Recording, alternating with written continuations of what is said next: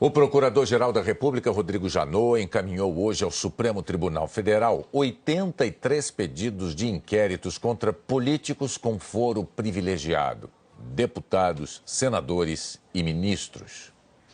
Os documentos da Procuradoria-Geral da República chegaram ao Supremo Tribunal Federal em 2 carros, às 5 horas da tarde.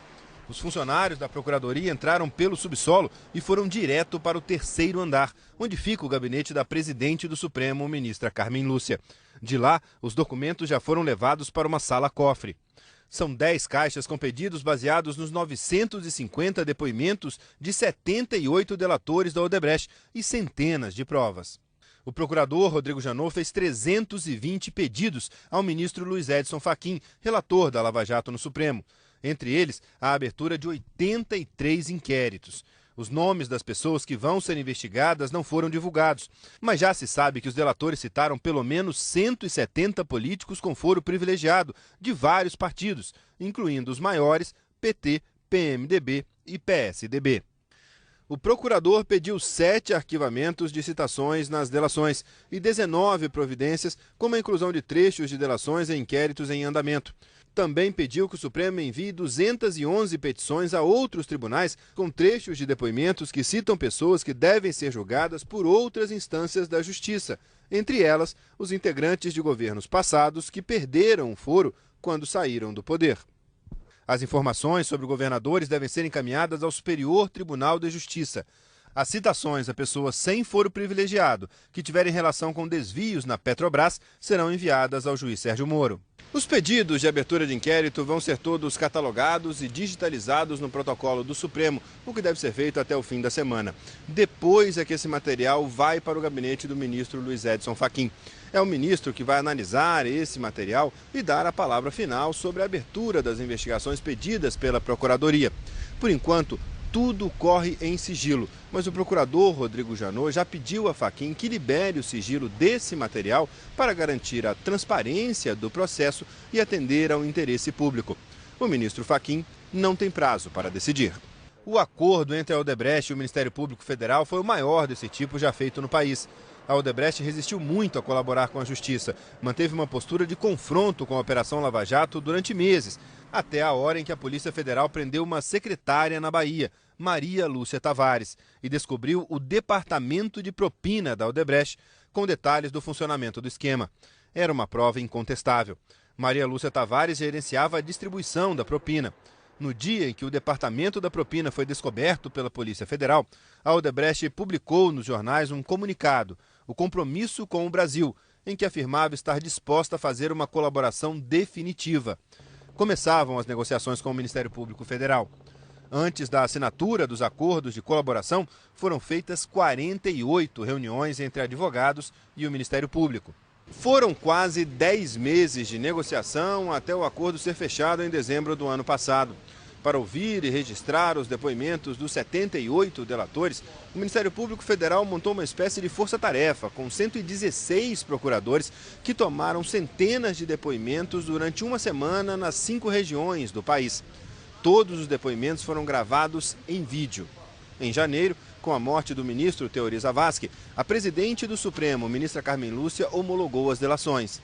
Depois, o ministro Fachin assumiu a relatoria da Operação Lava Jato. O PMDB e o PSDB declararam que apoiam as investigações e a necessidade de esclarecer os fatos. O PT não quis se manifestar. Vamos agora conversar ao vivo lá em Brasília com o repórter Vladimir Neto. Ele está acompanhando tudo durante toda a tarde e tem novas informações para a gente. Boa noite, Vladimir.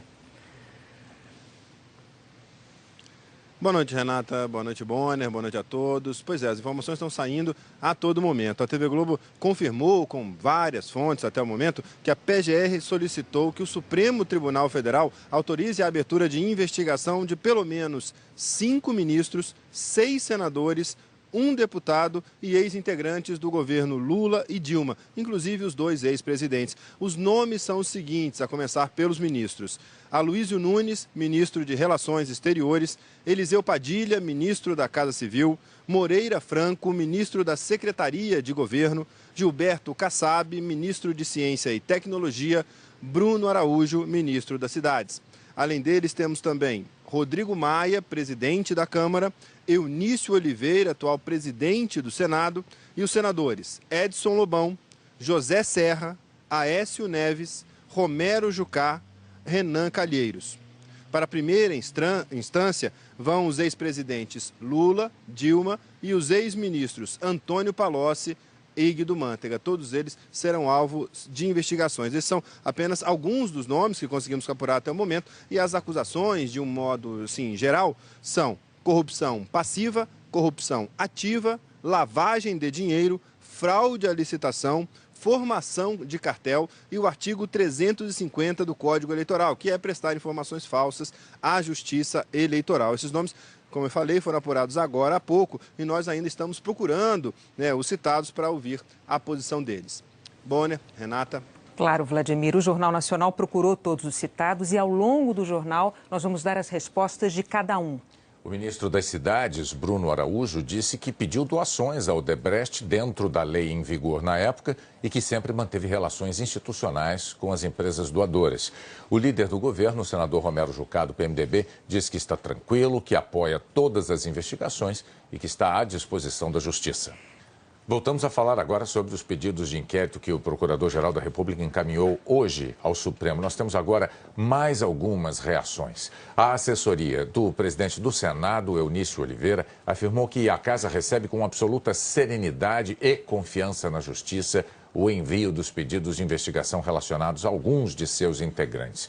Que pedidos de investigação não convertem investigados em réus nem são sentenças. Que é preciso obedecer e respeitar o amplo direito de defesa e que o Judiciário terá instrumentos de apuração, maturidade e firmeza para distinguir mentiras ou versões alternativas da verdade dos fatos. O senador José Serra afirmou que só vai se manifestar quando os nomes da lista forem confirmados pelo Supremo Tribunal Federal. O presidente da Câmara, deputado Rodrigo Maia, e os ministros Eliseu Padilha, da Casa Civil, Moreira Franco, da Secretaria de Governo, e Aloysio Nunes, das Relações Exteriores, também não quiseram se manifestar. E nós temos agora novas reações aos pedidos de inquérito que o Procurador-Geral da República encaminhou hoje ao Supremo.